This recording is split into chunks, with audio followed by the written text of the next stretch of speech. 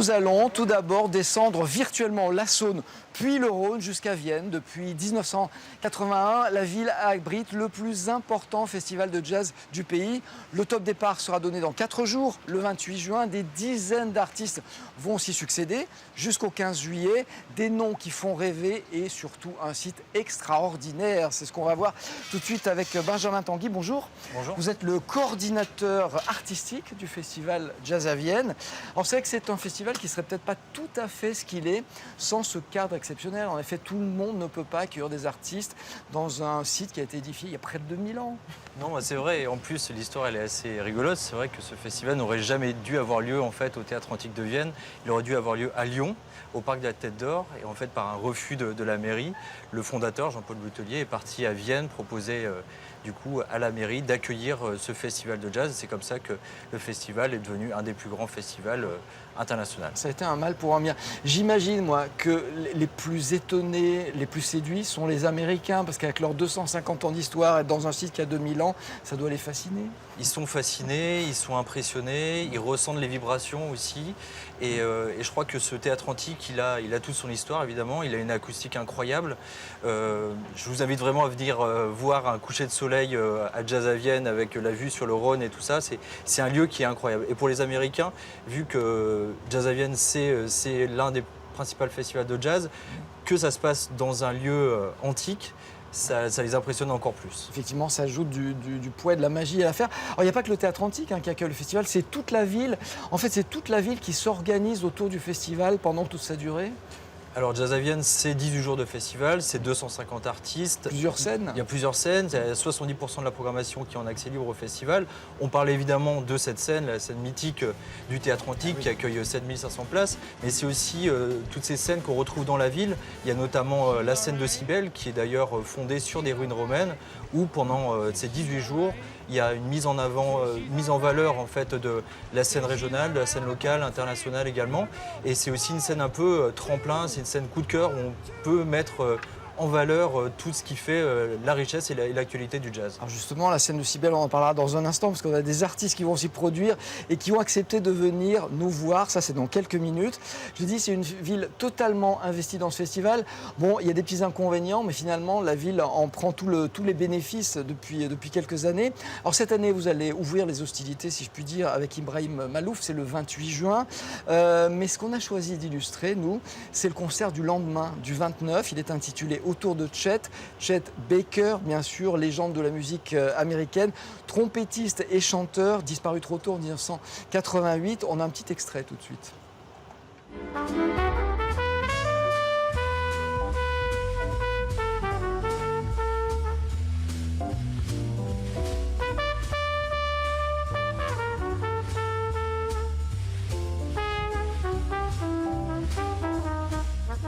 A taste of honey, a taste much sweeter than wine. Alors Benjamin Tanguy, c'est vrai que ce spectacle, en fait, il faut remonter un peu en arrière, ce sont de nombreux artistes qui sont réunis pour faire un hommage sous forme d'album. Il est sorti il y a 2 mois, je crois. En fait, c'est une suite à Autour de Nina Simone, un réalisateur qui s'appelle Clément Ducol, a décidé de réunir des artistes, des chanteurs qui viennent plutôt de la pop et du groove. Il y a Yael Naïm, Hugh Coleman, Eric Truffaz, Benjamin Biolay et bien d'autres. Et il y a une confrontation avec des trompettistes plutôt jazz, justement. Vous citiez Eric Truffaz, mais il y a aussi Stéphane Belmondo, Erel Besson, Luca Aquino. Et c'est vrai que c'est la rencontre entre ces deux univers. C'est une relecture du répertoire de Chet Baker. Évidemment, des hommages à Chet Baker, il y en a eu beaucoup, il y en aura encore derrière. Mais je crois que l'approche qu'a voulu du coup Clément Ducol sur ce projet-là, qui était d'abord un projet discographique, avant que ça soit un projet live, c'est quelque chose de très moderne, très épuré, très moderne, très 2016 en fait. Et je crois qu'il respecte la musique de Chet Baker, mais avec un esprit tourné vers l'avenir. Ouais. Alors, le 1er juillet, Jazz à Vienne accueille Sanseverino, mais aussi Goran Bregović. C'est un nom qui doit vous dire quelque chose. C'est un grand compositeur de musique de film. On pense bien sûr au film d'Emir Kusturica, Le Temps des Gitans, Arizona Dream, Underground. Il avait fait aussi la musique de La Reine Margot de Patrice Chéreau. Sa musique, c'est vrai que c'est un drôle de mélange entre musique traditionnelle des Balkans, rock, pop, musique classique. C'est quelque chose d'unique, de particulier. C'est quelque chose qu'il a entièrement créé. En fait, c'était une véritable star dans son pays. Il en a eu un peu ras-le-bol en fait de ce statut-là. C'est une rockstar. C'était une rockstar en Yougoslavie.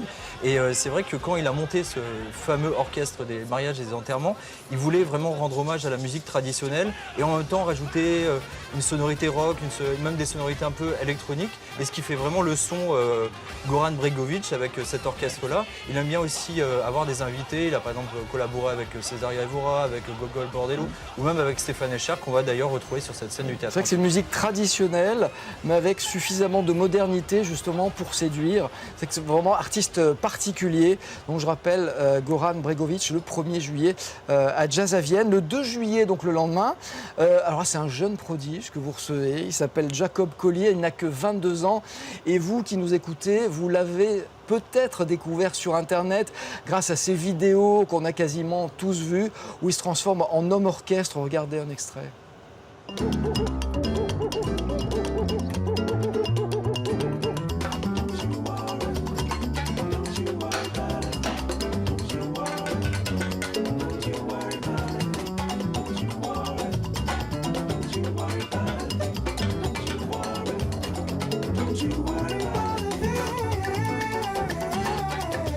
On peut dire que Jacob Collier, c'est le couteau suisse de la musique. En tout cas, c'est un multi-instrumentiste vraiment incroyable, hein, plébiscité par Quincy Jones, par Herbie Hancock, par Chick Corea, par Jamie Cullum. Et quand tous ces artistes-là disent que c'est vraiment l'avenir du jazz, je crois qu'on peut les croire. C'est un musicien, sur scène, il est tout seul, il passe de la batterie au piano, il chante magnifiquement bien. Il est vraiment incroyable, il sort son premier album le 1er juillet. Et je crois vraiment qu'on va vraiment entendre parler de lui pour les années à venir. Voilà, il a des fans, vous l'avez compris, et pas des moindres, donc le 2 juillet à Jazz à Vienne. Alors après le plus jeune musicien, il était normal qu'on s'intéresse aux vétérans, 90 ans, Randy Weston. C'est vrai qu'il a traversé les époques avec une constance incroyable. Il est né à Brooklyn, cet homme-là, il a voyagé dans le monde.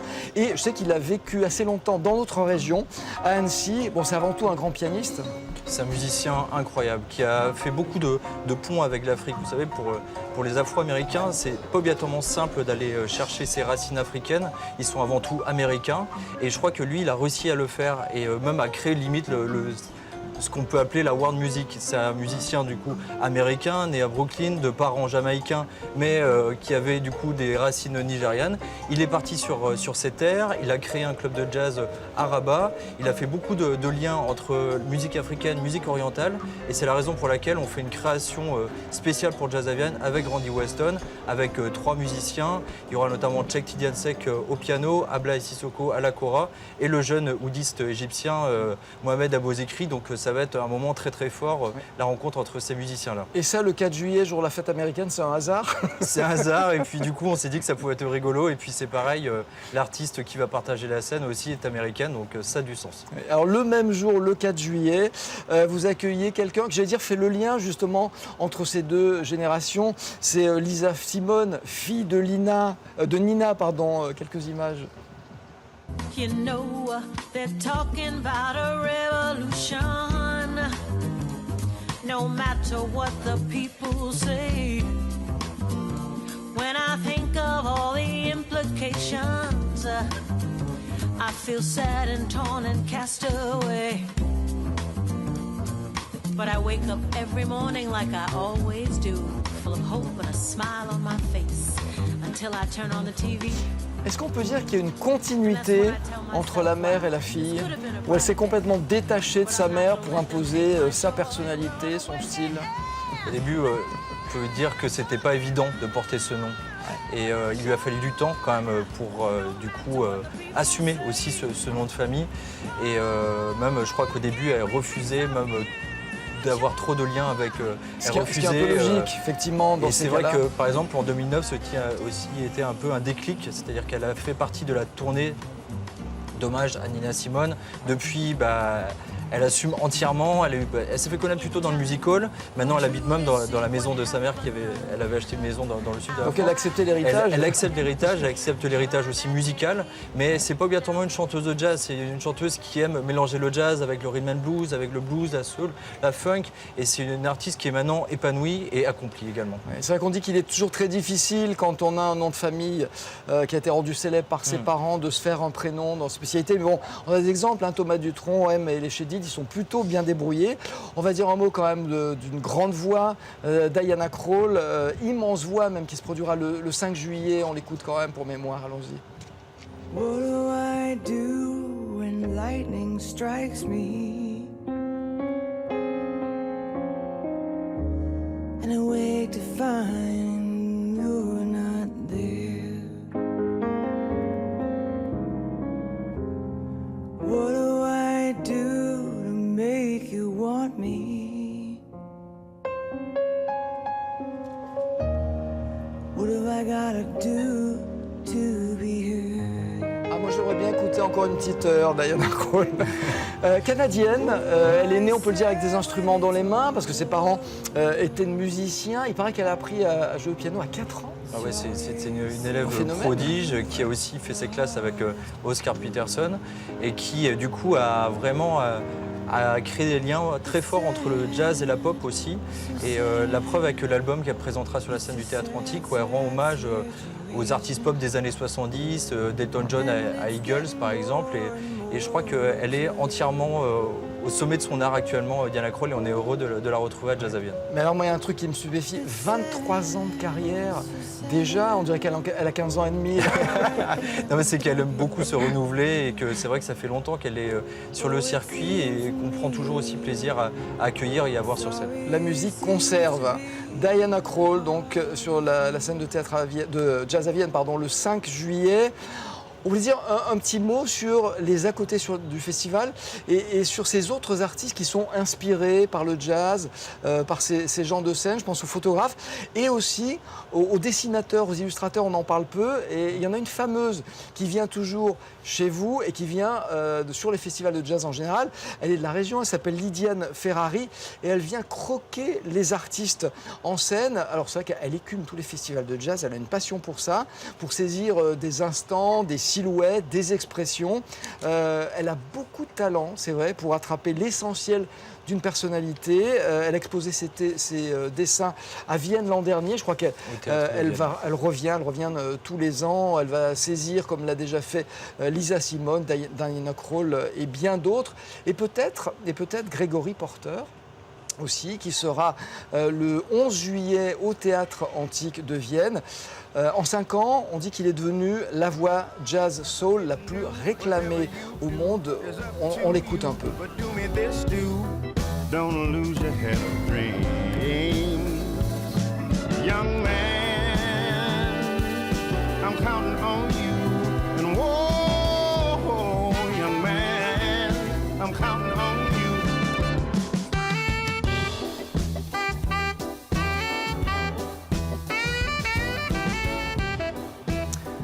Voilà, Gregory Porter, un homme multiples talents. Il est auteur, compositeur, chanteur, mais aussi comédien. Oui, il a beaucoup de capacités et même je crois qu'au niveau de C'est sa aussi un voix couteau aussi, suisse à quoi. sa façon. En tout cas, c'est un des très grands chanteurs, vous avez raison, je pense que c'est un des plus grands chanteurs de jazz actuels, très inspiré par Nat King Cole, très inspiré par Marvin Gaye également, très inspiré par la musique black, c'est-à-dire la soul, le gospel, le rhythm and blues. Il y a vraiment tout ça dans sa voix et ça transpire vraiment l'authenticité. C'est un musicien qui revient à Jazz à Vienne pour la 3e fois.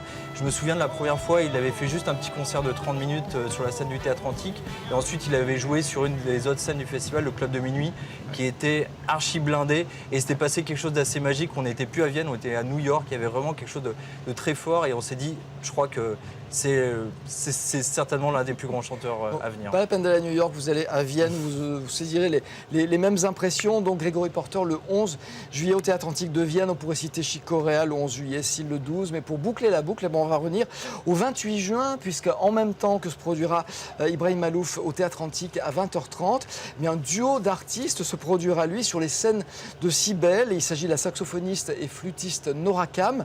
Elle sera accompagnée de son contrebassiste Brice Berrer. Et d'ailleurs, ils nous font le plaisir d'être avec nous. Avant de les écouter, un petit mot sur eux peut-être?